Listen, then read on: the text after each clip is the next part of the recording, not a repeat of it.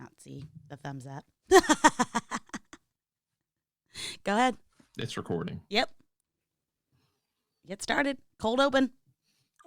I thought that you did the disclaimer. Oh, you want me to do the disclaimer first? Yeah. Okay, this shit is staying. You always do that before. That was a real cold open.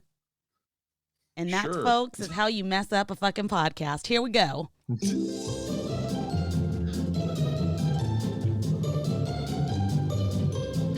Welcome to Death Holler, the place of haunted hearts and haunted homes.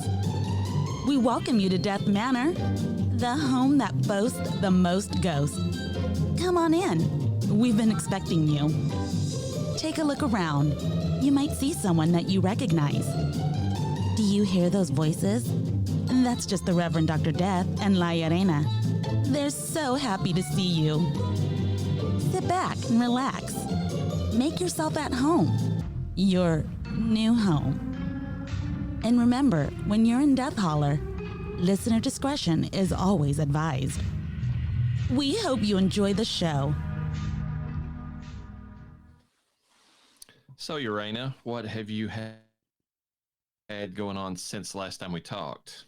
Not a damn thing, honestly. I have not watched anything scary. I have not read anything scary. I have been just doing the baseball thing and actually so excited to actually take a breather and do the funny films.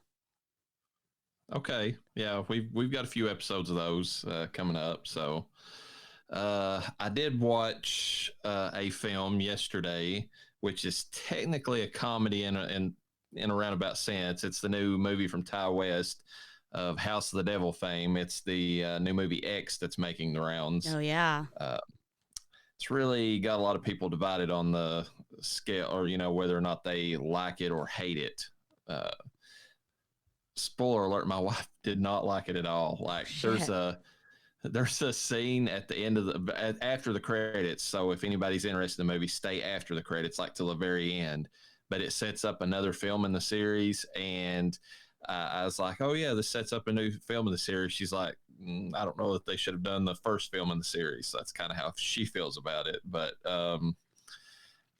basically, it's a weird. It all boils down to the fact that it's got this weird vibe to it because it's a 70s porno with all the bow chicka wow wow going on, mixed with a horror film. It's a very, it cuts from one to the other as far as mood and a snap of a finger. I can see why your wife didn't like it. Well, she didn't really mind those parts, but when it gets to the horror stuff, and I'm not going to reveal who the bad guy is. If you read anything about the movie, you can kind of figure it out. It's an odd choice for who the villain is in the movie, really odd. It's kind of laughable. They do it, and he does it in a way that kind of skirts the line between comedy and horror. So, and I want to say, I think the reason a lot of people's having problems with this, and I hate to be this way about it, but I honestly think that this was a horror movie made for horror movie snobs, because I enjoyed it because of the throwbacks that he does and the homages he does to other films that I don't think that just a casual viewer is going to pick up on, honestly. Okay. And well, yeah. I guess somebody can skip ahead slightly on this, but because it is a slight spoiler, but it's a throwback specifically to Texas Chainsaw Massacre, the original film, and Psycho, Alfred Hitchcock's Psycho. So it's got, there's a lot of both of those movies are in the film, and references to those movies, the house that that they see the villains in or whatever looks like the Texas Chainsaw house. There's some stuff that happens around the periphery that's straight from Psycho. There's a lot of that stuff going on, all with a 70s porno being filmed in the middle of the movie. So where did you watch this? I watched this in it wasn't local because I had to go to another town nearby or another city nearby to watch it, but I did watch it in the theater. Oh my God. So was it like a special viewing? No, it's I mean, it's been playing like in random theaters in different places. It's just that, you gotta look for it. I mean, because it's not like a big film, and I wanted to go support it because I mean, it's a different type of horror film that's not Yeah. like the big, named films that's out there. Oh, And definitely. I actually do look forward to the next film in the series because like he hints at it, and I mean, it looks like it's totally out there, but at the same time, it's almost playing to a Children of the Corn / Carrie type thing is what it looks like the next film in the series is going to be. So I don't know. Yeah. But and I do have to say there was a preview for several films, there was a lot of trailers before this film because the theater we watched it in just lays, it's a Cinemark and they just lay, one after the other on top. But the Norseman trailer played before this, and that's the next one by Robert Eggers, who made The Vivitch, and I really look forward to that one. I mean, it's you're talking like a Viking film done in his style of like, total like historical accuracy. Yeah. Okay, so your wife didn't appreciate the film. She did not like it. No. What did you think, though? I mean, I know you're looking forward to the next one, but does that mean kind of unofficially you liked it? I liked it. I had fun with it. It was because of the porn, wasn't it? Don't lie. No, the porn was cheesy as all get out, but that was part of the fun of the movie.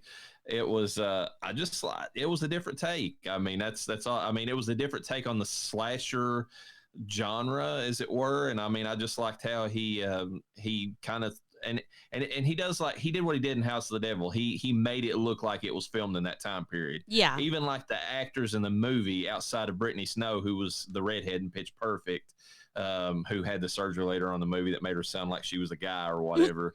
Like, outside of her, like, and well, I think Jenna Ortega is the only other one in the movie that looks like modern as far as her looks. Like, everybody else in the movie looked like they could have been from the 70s. Like, he got, how in the 70s they picked like people who were more average looking and for some of these films, and not just like, perfect models. Like, yeah. I mean, that's kind of what he went with this one. So I enjoyed it. Well, the funny thing about Jenna Ortega specifically is that I feel like her look can change with the time. They can really do a lot with her. She did look like she fit more in the 70s than what she did in like Scream 5. So I'll say that. I mean, they kind of aged her up, but they kind of had to, because I mean, she was helping them film the porno. So she couldn't have that 14-year-old look that she had in Scream 5. Just throwing that out there. Or whatever upcoming Netflix show she's going to be in, which is Wednesday.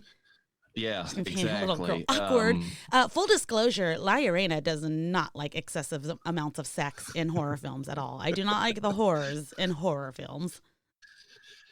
Well, I mean, yeah, you're not gonna like this one because it is about sex completely. Even the villain is sexual based, and not just like in a Jason, I hate sex type way.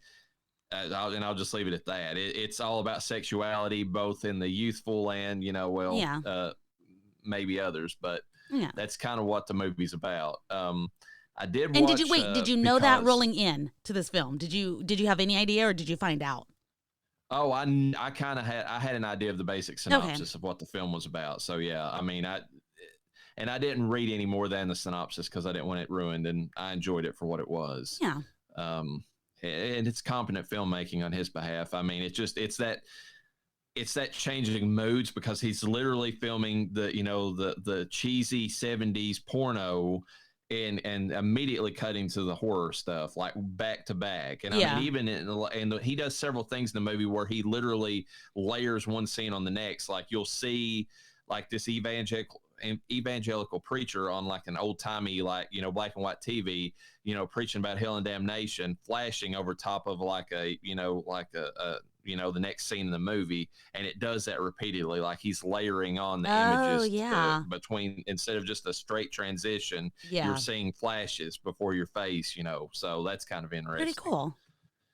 It really, I mean, it looks like it could have been set in the House of the Devil universe. Like, I mean, it's kind of that same, feel to it that he had from that movie. I mean, I will give that to House of the Devil. They did really good in terms of the timeline, making it look like it was from that era. Yeah. And this one's set, I think House of the Devil was set in maybe like 80 or 81. Mm-hmm. This one's set in 1979. So it's literally the same right time around that period, time. Yeah. Also, because we are going to have a discussion at some point about 13 Ghosts, Woo! I started watching the original movie. Talk about, I mean, we're doing comedies. I mean, Might as that's well, a comedy. yeah. It's really stupid. What did you think of the beginning, the intro, when they're like 13 Ghosts? Oh my God. William Castle has a real problem, which we'll get into when we discuss his movies, about he's the reason. This is a little bit of trivia. He's the reason why those spooky house recordings that they do, where it's like rattling chains and like screeches and all that stuff, became popular because he did that shit before his movies, and he does it every single one. He did that before it was cool. Yeah, literally, he was the one that invented it. So, and I'm not through with it yet, but another horror comedy that I started watching is one on Shudder called Seed. And it's a bunch of influencers like 20-something-year-old women who go out with to big boobs. Watch this meteor shower. What's that? I said with big boobs. Well, I mean, I don't know about big boobs. Some of them might have, but I mean, they're more like but they are flashing the goods. There you go.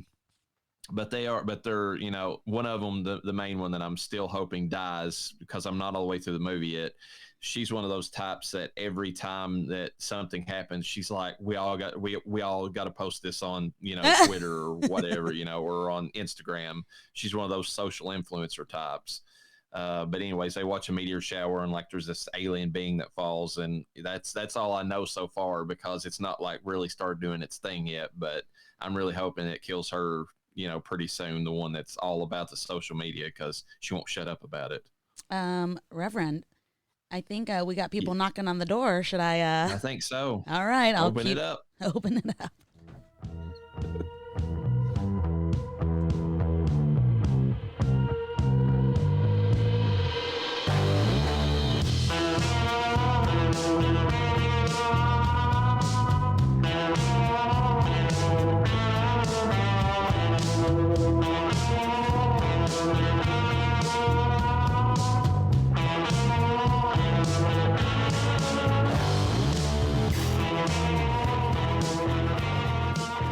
Reverend, I did not mean to cut you off, but we have a guest.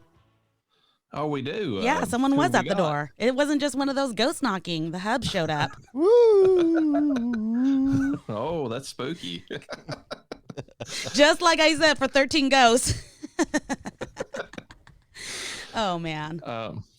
Hello and welcome back to Death Holler. I'm your host, the Reverend Dr. Death. The handbook for the recently deceased states that the living ignore the strange and unusual. Well, I must be strange and unusual because I can clearly see my co-host with the most, Llareyna, and her special guest. So how is the afterlife treating the both of you? I mean, I'm doing good. He's stuck with me, so. I'm just following the manual. Yeah. It reads like stereo instructions. It does, unfortunately. So we decided that we would mix it up a little bit since it's April Fool's and celebrate some of our favorite horror comedies that involve ghosts.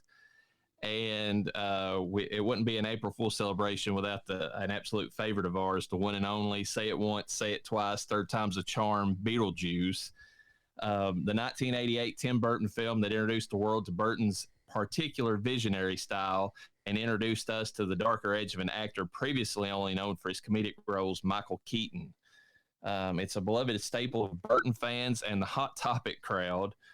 Join us as we examine the work of a true master in bioexorcism.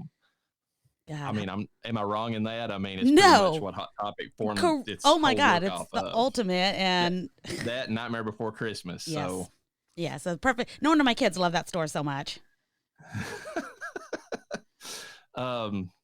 If you're enjoying the podcast, we would appreciate it if you could take the time to like, comment, subscribe on whatever podcast platform you prefer. It helps us get more visibility on podcast listings and helps us grow. We appreciate everyone who listens, and we hope you enjoy the show. Hey, and Spotify now has the option for you to like the podcast. You can rate the podcast. There you go. Yeah, so that's perfect. Hop on there. Give us a little 5-star, if you like us. If you don't, just don't do anything. Moving on up. to the east side. Oh God, I'm going. Deluxe I'm gonna apartment. go haunt somewhere else. Thank you. Bye. You guys are on your own. Fuck this. Just kidding, everybody. I'm back. I gotta finish the show. Okay. I think before we get into the discussion about Beetlejuice, though, we need to do a quick attack of the bees. Ooh, attack of the bees. See if I got the. Sorry. I will kill you if you keep coughing. Oh, okay. Let me just tell myself not to cough. What is that? What is that? What is it? Oh, no, not the bees! Not the bees! Ah! Open up my eyes! I can't believe we're choosing this as a bee film, honestly.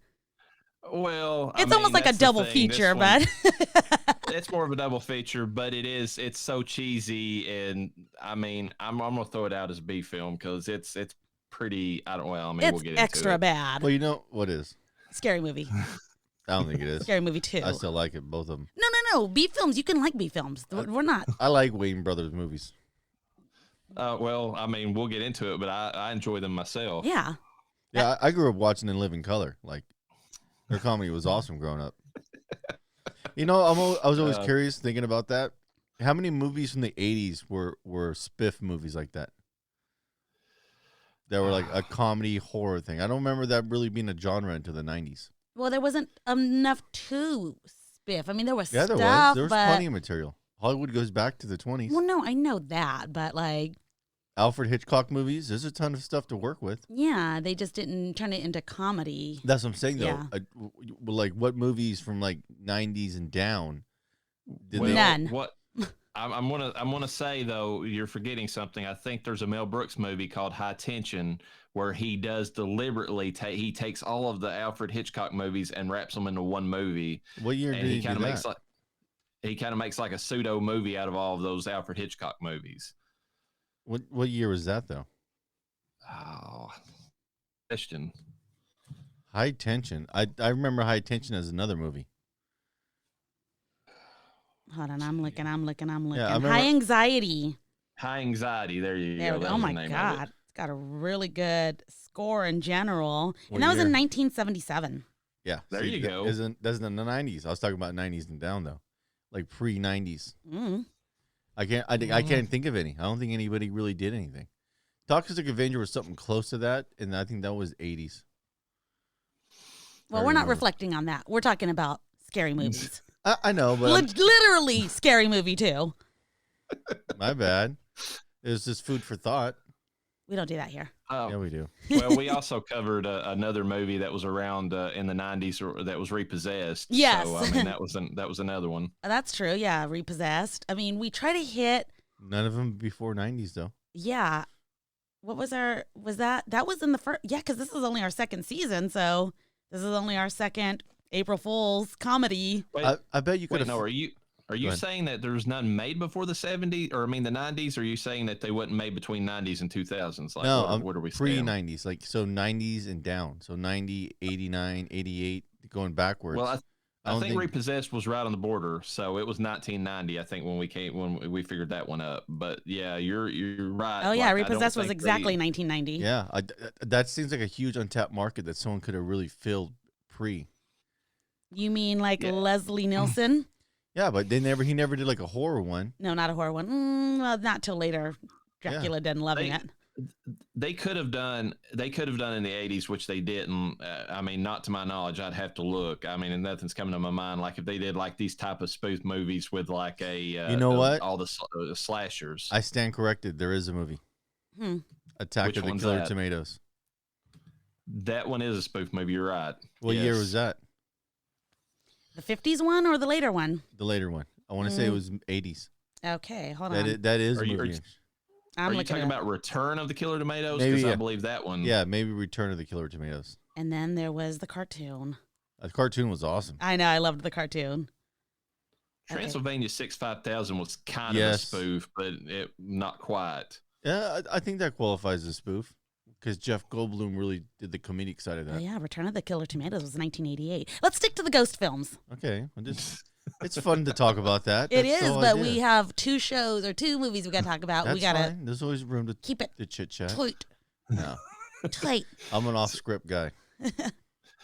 So we've already mentioned the name. We're covering Scary Movie 2, which is not technically a B film, but you know it's kind of out there. I mean, not it was made in 2001, directed by Keenan Ivory Wayans, who was also I'm trying to think. There was another movie that he was actually in, Low Down Dirty Shame, that was a spoof movie kind of that way before this. That was an awesome movie.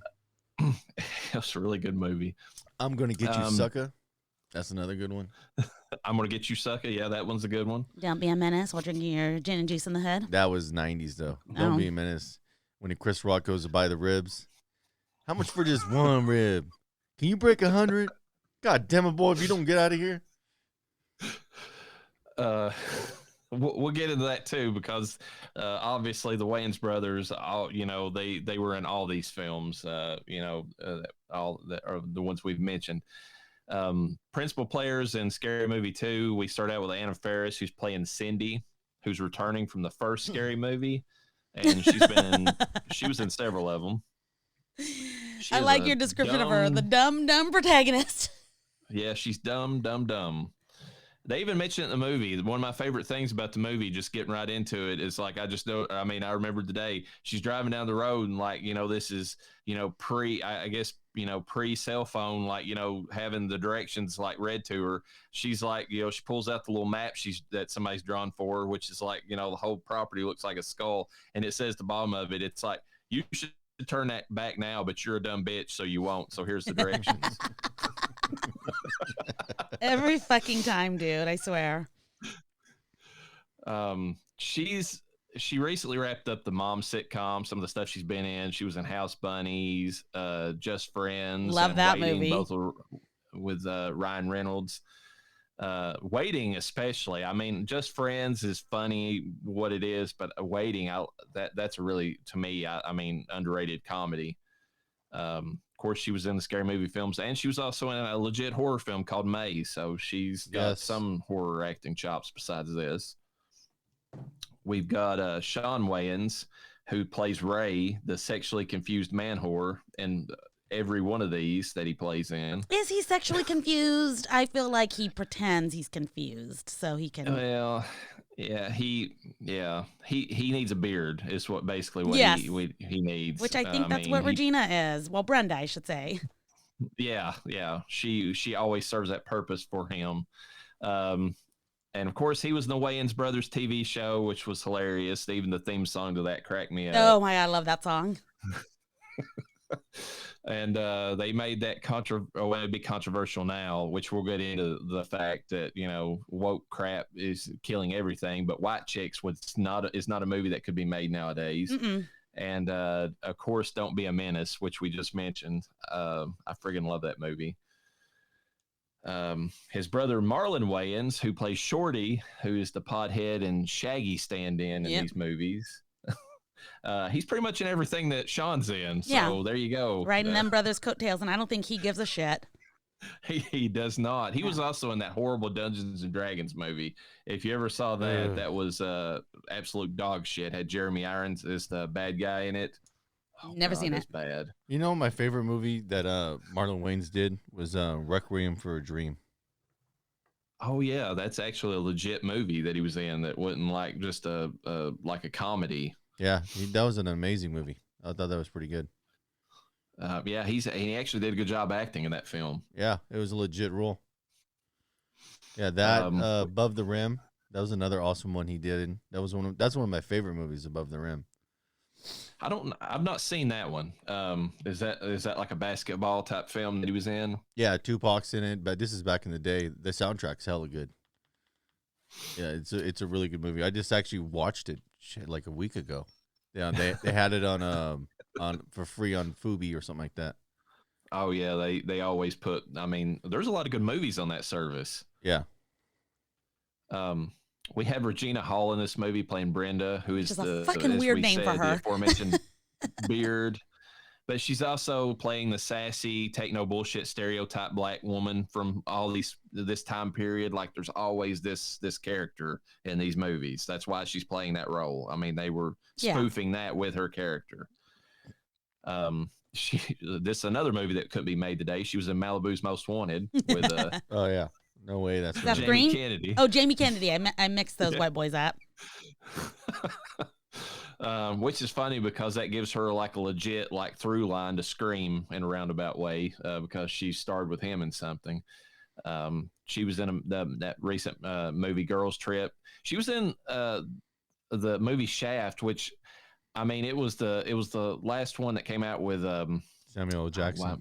Samuel L. Jackson, but it says on the internet that came out in 2019. Like, COVID must have there's no way. That seems like that was way longer ago than that. Yeah, I want to say 16. Yeah, I mean, because I was sitting there, I was like, I know COVID's made like everything feel like it was, forever ago, but it came wasn't out in 2000 that I'm aware of. 2000 is what pops up on mine. Wow. But 2019 did pop up, and I don't know. It must have got postponed and then pushed out or something like that. Because I remember seeing stuff before COVID, and COVID messed up a ton of releases. Okay. Was that like a sequel they were doing to Shaft, you think? Or I don't know. God, I wonder. It's weird, too, thinking about that now, because there's a couple of real movie theaters in the area that are permanently closed now. They never made it out the other side of COVID. That's horrible. Yeah. And it's probably going to happen more and more because, I mean, there's plenty that are on the line right now, and the people are still not going back because the movies are not there, or they're, unfortunately, that fear is still in a lot of people. So I'm more of a driving guy anyways, as long as the drive-ins make it out the other side. It'd be nice if more of those came back, but Do you guys have any out in your neck of the woods? We have a few around here. There's one in a town over from us, and then there's a few to the north. But a lot of them, went away. I want to say in the late 80s. I mean, a lot of them went belly up around here because they were pretty much like, all over the place at that point in time. Yeah. And I think there was too many of them. Yeah, drive-ins is it's hard to recreate a drive-in feel. It's a very isolated part of the market when it comes to like enjoyment of entertainment. But I mean, it is, if you get a nice summer day and you can go, I mean, like the one we've got, and like just enjoy the night, and have leave like at 2 a.m. feature. Yeah, it's awesome. Yeah. That never happens with us. It's Well, if I'm not out by 10:30, I'm out. Yeah, Rainey usually ends up sleeping is what happens to me. The kids stay up and watch the movies till like 2 a.m. I like it, man. It's awesome. I used to love doing the kids. I used to love doing it when I was a kid, and our kids like doing it. And of course, I mean, going back to the movie, Regina has, been in the Scary Movie series. She was all the way up through 4 or 5. So, I mean, she was in a lot of them. And then she even did the superhero movie, spoof or whatever that they did. So she was in a lot of those.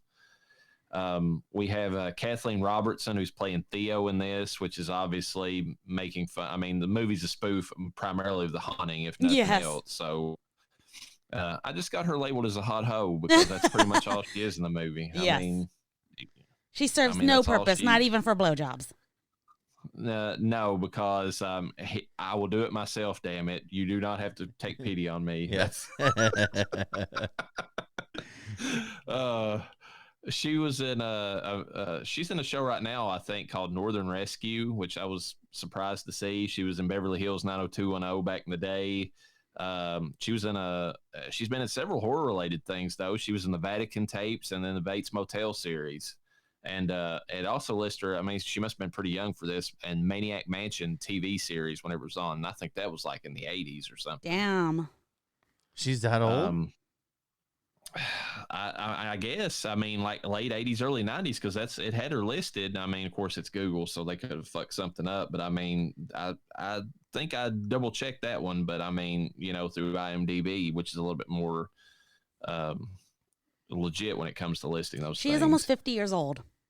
Wow. Yes. So she was old enough. Because if we were teenagers or almost adults in the 2000s, she was 10 years older than us. Yeah, she was in her 30s. Yeah. Okay. Well, she's looking good for her age in that movie is all I can say. Yes. I wonder, she still look pretty good. I imagine she does. Hold on. I had it pulled up.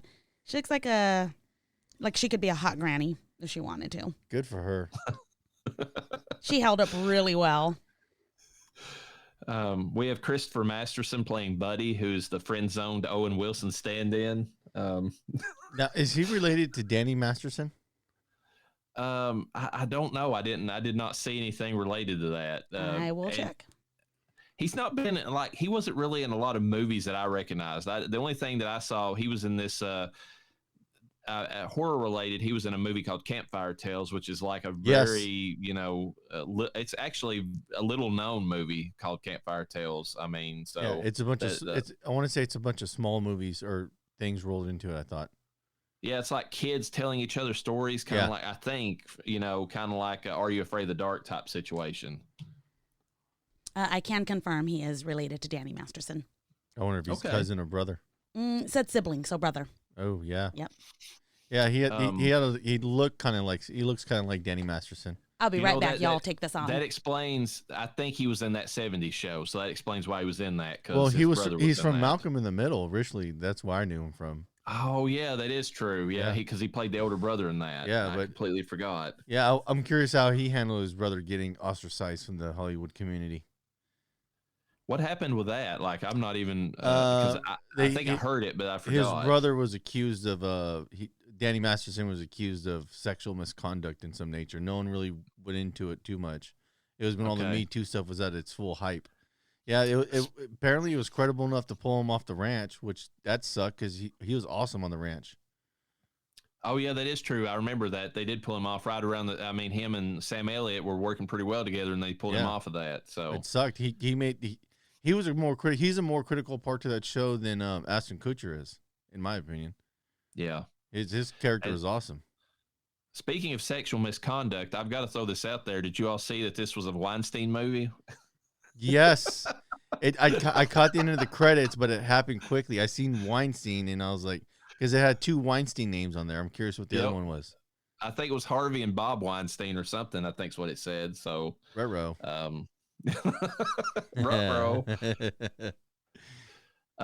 We have Tori Spelling in this movie, playing Alex, which she's completely a there's no reason for her character in the movie at all. All she is the first victim and a jealous ghost fucker. So there you go. Talk about Hollywood ruining somebody, man. She is like a plastic shell of what she used to be. It's just a damn shame. It's weird how those people get wrapped up in like, let me like massacre my face in the hope of hanging around. She always had the misfortune I was getting ready to go into. She's legit straight from the Scream. I mean, like her through line is that she was actually in Scream. So the Scary Movie tie-ins for that. But like 90210, the nepotism there, Aaron Spelling gets her into the show. That has to, she was with some of the most beautiful people in the world at that time. So, that had to have ate at her because she does have a kind of a weird face. Like, let's just throw it out there. Versus regular Hollywood. Okay. So having a weird face, you think the surgery you got for your face would be the right surgery, not the wrong surgery. What happened there? Well, because she looks like the end of a horror movie now. Tara Reid also looks that way, and she had a pretty face at one point in time. So it kind of depends. What happens? Like, I want to look normal. Let me scar your face up for you. I don't understand that. And now, oh, dude, you think they'd have some good friends that would kind of, give them a heads up to a degree. Yeah, and it's not because Tara Reid, hers was supposedly because she went to a cheap plastic surgeon in Mexico. At least her boob job was from that reason. And you're like, okay, you had the money, why did you cheap out on this? Seriously. And Tori Spelling, I'm sure didn't even have that issue because her dad's money could have got her anything. Yeah, big time.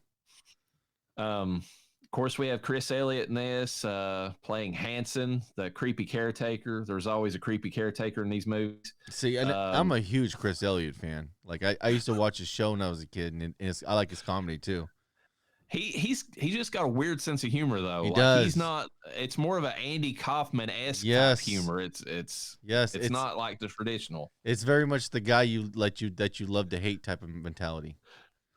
Yeah, he almost did Tom Green's shtick before Tom Green did it. I think. Big time. Every time I see Chris Elliott, all I think is Cabin Boy. Yeah, that's all I think of whenever I see him is that movie. Would you like to buy a monkey? And also, do I associate David Letterman with Chris Elliott, because was he in Cabin Boy? He was the one in the beginning when he's trying to get onto the ship, and David Letterman's trying to sell him a fancy lad. Yeah, oh, you're a fancy lad. Would you like to buy a monkey? And he's trying to sell him a sock monkey. And Chris Elliott's like, no. I was like, oh, you're a soft boy, huh? Soft boy's like, you're gonna need a monkey to get through the hard times. And like he couldn't quite understand what David Letterman is saying. David Letterman is like, you go on that boat, boy, you're gonna get raped. And he was trying to give him a heads up.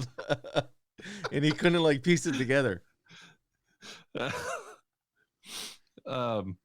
We have David Cross playing Dwight in this movie, who's the technician and paranormal researcher, and also the handicapped guy. But don't tell him that, because he's not to be pitied. Damn it.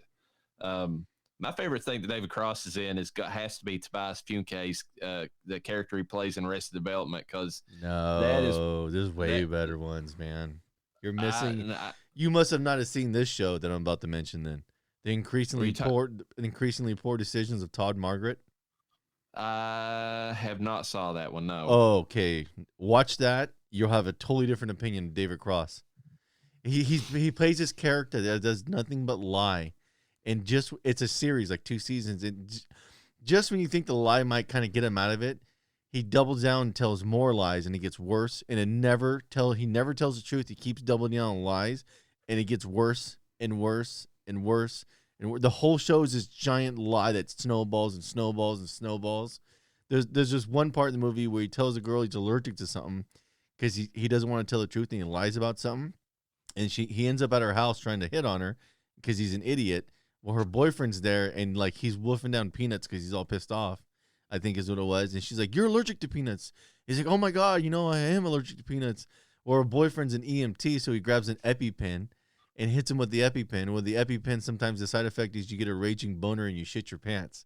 So he does that, and he's on the couch, and the ambulance shows up. He has like this giant boner, and he just deuced on himself. Dude, the show is so good. What? We're talking about characters in the movies they've been in. Do you want me to shut up?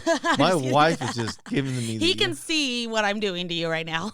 Wow, yeah, I can see the death stare going on. No, but we're talking about the characters. I know. Isn't that what we're supposed to be doing? Yes. Okay. Do you want me to shut up? No. I'm confused. And he's also super famous for the Mr. Show with Yeah, Bob I saw that. Mr. Show, Kung Fu Panda. There's a lot of stuff he's been in. He was in Pitch Perfect. We've already mentioned Brittany Snow being an ex. He was in Pitch Perfect 2. He was I actually enjoy his character quite a bit in that movie. We have Tim Curry playing the professor in this movie. Tim Curry needs no introduction. He's already been on the show once, but it's funny because he's playing a fame whore and a pervert in this one, and I really enjoy that. Oh, yes. And does he have the face for a pervert? That part when he comes down to the kitchen and she's in the red dress, and it pans over and there's Ray in the red dress. Yeah. Oh, God, yeah. It's like, "I'm not your wife." And he's like, and he throws her to the side, and then Ray's like, "I got this shit on sale." He's like, Okay, do you know what movie they were spoofing in that scene? Is it? You What haven't Lies seen it. Beneath? Yes, it is.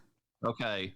I thought that's what it was, but I couldn't remember because it's been so long since I watched that movie. Yeah, well, we did. I thought you said you hadn't seen it yet. Or it's just been a long time. It's just been a long time. Okay. I saw parts of it. The movie that I haven't seen, I want to say, is White Noise was another one that had was a similar plot or something to it. So Okay, well, we're gonna have to talk about whether or not we're gonna review What Lies Beneath, because I really liked that movie. Okay. It technically qualifies for this season. It does qualify for this season. Let's see if I still like it, though. We have James Woods playing Father McFeely, which I love the fact that's his name, McFeely. Oh, my God. I almost wondered watching this, because obviously the Exorcist sketch at the beginning of this has nothing to do with the rest of the movie whatsoever. There's no tie-in. They could say that it's the same house or whatever, but I never got that vibe at all. No, because it's like a carpeted house. The stairwell and everything, nothing matches at all the foyer that you see when you get into Hell House. And yeah, she's possessed, but by what, And and it doesn't say anything, other than that. It is a pretty good spoof of The Exorcist, though. Oh yeah, we get a little bit of a lot of what we did in Death Holler in this movie in general. Yeah, but my favorite thing that I noticed, there was James Woods has this character that he plays on Family, or not Family Guy, American Dad. No, it is Family Guy. Mm-hmm. That it's like, ooh, piece of candy. Like, and he that's what he does. He just goes around picking up pieces of candy, and it's just weird because it's James Woods and he's doing that. But he has, and I wondered after watching this if they took that from this movie, at least to a certain extent, because like, she has that line where she's telling him that my daughter won't have anything to do with me, and he's like, "Have you tried bribing her with a piece of candy?" Oh, I found yeah. it always worked. And I was like, "Whoa!" I mean, it's obviously a play on the Sometimes Catholic. you have to give them candy first, like, oh, okay, come on now, Father. Yeah, and but I just wondered if they kind of like took that and ran with it, and in Family Guy, it's just, I was like, okay, there's the candy reference. And they also reference Amityville Horror a little bit when he's sitting on the toilet and he's blessing the house. Oh, as it were, yes, and we got the flies. Yeah, James Woods has a lot of really good movies too. I mean, he has a pretty diverse. One of my favorite movies he did is that vampire movie. I'm trying to think of the name. Oh, of it. James Carpenter's Vampires. Yes. Yeah, that's definitely going to be in the vampire season for sure, because I love that movie. Dude, he's his character in that movie is so good. Vampires aren't these stupid things you see that you think they're running around in gay underwear from the 1800s, and he goes on that rant to that preacher. It's hilarious, dude. He has so many good rants in that movie. Everything he says in that movie's good, though. That's the thing. It's awesome. We've got Andy Richter rounding out the Exorcist part of that, and Natasha Lyonne, who was in American Pie with Tara Reid. Oh, she was the possessed daughter. I didn't realize that. Yeah. Oh my God. And we have Beetlejuice in this movie. There was a tie-in, and we didn't even realize it. Yes. But not that Beetlejuice. That was like, what the? Whatever.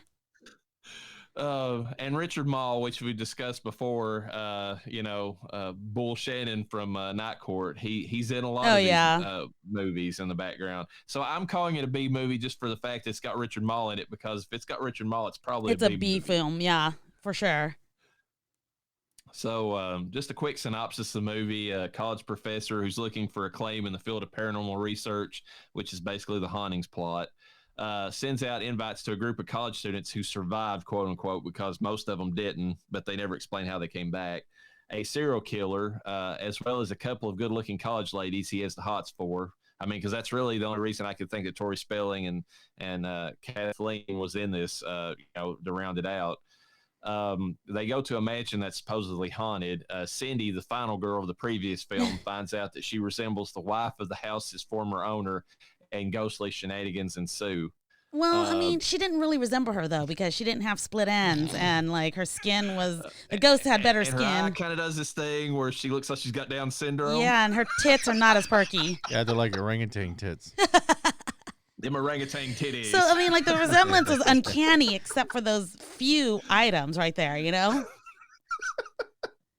I love whenever they start bagging on her every single time. It's like, they also threw in, and you got oily skin, like they threw in everything. Yeah. Like everything, but you look just like her. Yeah, except for that, you look exactly like her, though. Let's just get into it. Well, I mean, what things do you like in this movie? There's a lot in this. Can we go into what we didn't like? No, I'm joking. This movie, I was pretty much laughing the whole time.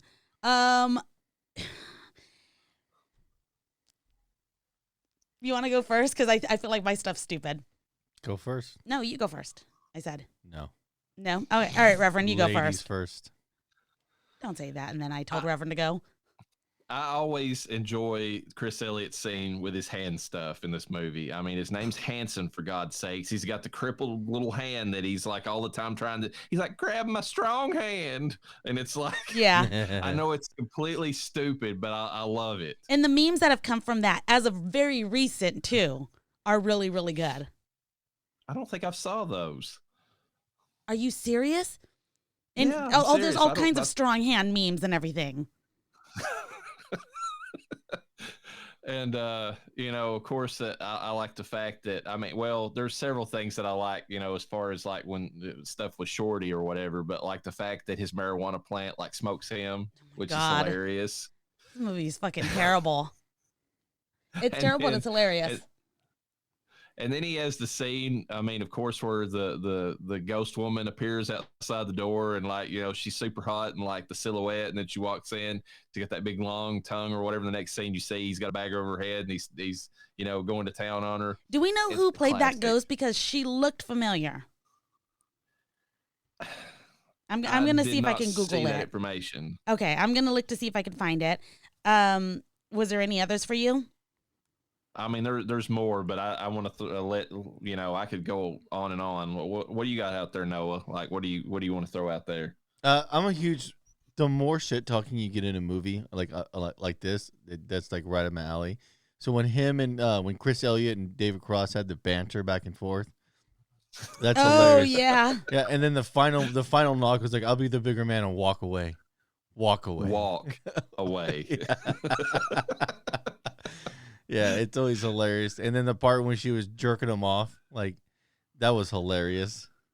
It's just Oh, and then just that massive explosion Oh, or whatever yeah. that happened. It's just Yeah. that's why I like a lot of their comedy. It's that notion where somebody's making the joke and then someone's taking it serious. Something about comedy like that, where the setups are like that, I like it a lot. Where there's an oblivious counterpart to the equation, and there was a lot of jokes like that inside there. One of my favorites going on that, what you're saying, is when Cindy's reading the diary, because she's playing the Nell character from The Haunting, and she's reading the diary, and she's reading like what the wife wrote before, and she has that little line where she said, that the wife wrote in the journal. It's like, and he's really attracted to her nanny, and I still don't understand why we have a nanny, because we have no children. And I just started cracking up laughing. Yeah, it's stuff like that I like, man. This is what makes it hard, because the Wayne's Brother movies always had that kind of play on scenario from all their movies. Like Don't Be a Menace has a lot of those play ons. It's a joke, but the counterparty does not understand it's a joke, and which makes the setup good on those equations. Oh yeah. So what you got, Llareyna? Personally, I liked all the different scenes that basically spoofed other films, because there was a lot of them in here. With the first one, obviously, we had The Exorcist. We had a little bit. The house was called Hell House. Clearly a take on Hill House. And there's also an older movie called The Legend of Hill House that we may or may not cover this season. So they kind of got both. So I like that we got like a little piece of that, and we got quite a few of them and some references. It's hard to say that whether or not the kids these days are going to get those references or not, because it really does make the film pretty funny. But my stupid favorite scene, and this is how basic I am, that I fucking thought was so hilarious, is when she got in a fight with a fucking cat. Why? Because it reminded you of Salem? It did remind me of Salem, but it looked so fucking cheap. Like, it was so fucking it looked horrible. Like Salem from the. It did. It TV did look show. like Salem. And then, of course, when Ray goes and gets a little rowdy with the clown. I was getting ready to say, yes. You're throwing out the references to other movies. You got to throw in Poltergeist, because he goes to town on that clown. Yes, he does. And Wait a minute, what are you doing? wraps his fucking dick around the clown's fucking neck. I was like, ah! Oh my God. So I like the real stupid shit in this film. So like, for someone who complains about B films a lot and how dumb they are, I like the dumbest shit in movies, and I will just admit it now. I'm going to throw something out there, though. The one thing that that disappoints me about this movie slightly is because people nowadays can't watch that and catch some of the cultural references and some of the spoofs they did that were very time specific. Yeah. Like the Firestone blowout that he has on his wheelchair. The Bill Clinton, the intern, the dress. She was an intern, and there was the dress thing. There's also that whole scene, like for like 5 minutes of the movie, it feels like, where they're bouncing the basketball, and that was them spoofing that Nike commercial. Nike commercial, yeah. Yeah. I mean, that stuff, barely played, it played then, but it doesn't play as well now, just because, it's, time, is kind of passed. Whereas I feel like the movie, tie-ins have aged better. Yeah, but you can almost get that same scenario across most comedies. Yeah. Comedies are very era specific to a degree. You can go back and watch even Naked Guns, Mel Brooks movies. Mel Brooks movies hold up a little bit better because a lot of hymns are time eras that we've studied but never lived through. So they hold up longer. But like movies that are more modern, they're on the cultural pulse. Yeah, they're gonna get outdated, but it's still hilarious. Like even then, like if you go back and watch the Naked Gun movies, even though we're older and kind of outdated for a lot of stuff they're talking about, the comedy still hits Hillary good.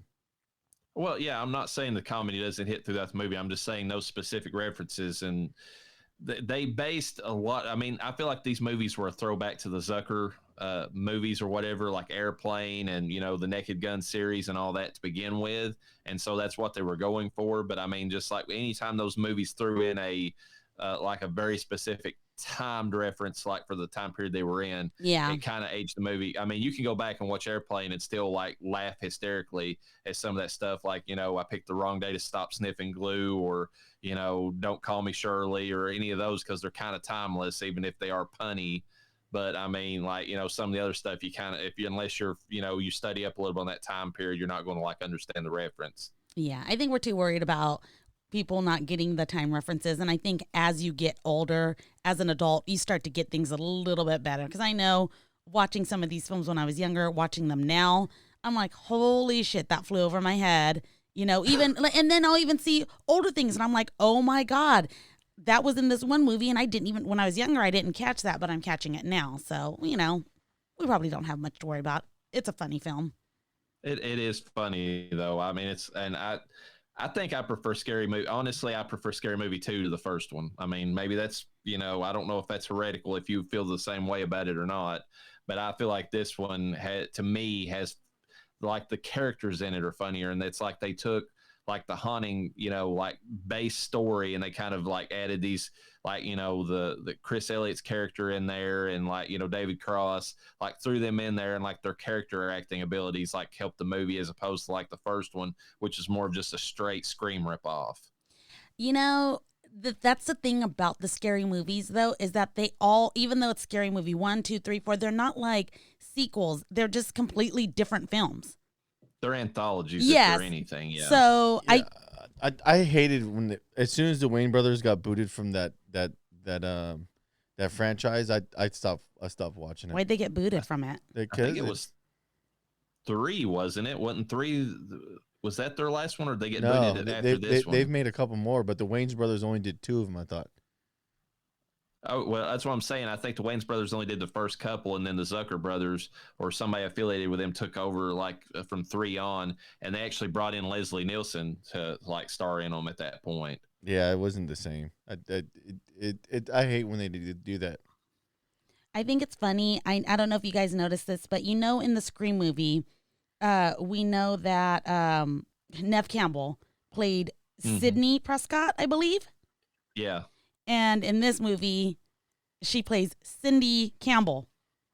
Not Neve Campbell, but what's her name? Anna Faris. Anna Faris. Anna Faris, as she pronounces it, I believe. Well, plays Cindy Campbell, and I'm like, really? They just took Neve Campbell's last name and like, I mean, it works. It's fucking hilarious. The best thing about the first one to me, if you're talking about the original Scary Movie, is the Doofy character. That Deputy Doofy. Don't bother me when I vacuum my room. That was like I think that's like one of the best scenes. You did not expect that shit. And correct me if I'm wrong, but don't the first and second movie end with somebody getting hit by a car or bus? Because like in the first one, it's Cindy. And I think in the second one, it's Chris Elliott's character, because of course Shorty's getting a blowjob or whatever from the ghost as they're driving down the road. Yes, by the ghost. Yeah, she was hot. What do you do? Blame him? She was not hot. There was a bag over her head. The rest of her looked hot. The rest of her looked hot. There you go. It's still hot. Oh my God.